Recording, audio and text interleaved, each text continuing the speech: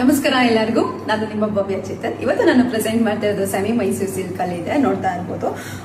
Single border ಅಲ್ಲಿ piping ಬಂದಿದೆ. Full almost saris ಈ ತರ ಇದೆ. ಇದಕ್ಕೆ ನೀವು ರನ್ನಿಂಗ್ ಅಲ್ಲಿ ಬ್ಲೌಸ್ ಬರುತ್ತೆ, ಸೆರಗ್ ಬಂದ್ಬಿಟ್ಟು ಈ ತರ ಬರುತ್ತೆ. ಬೇಕಿದ್ರೆ ನೀವು ಬ್ಲೌಸ್ ನ ನೀವು ಈ ತರನು ತಗೊಬಹುದು.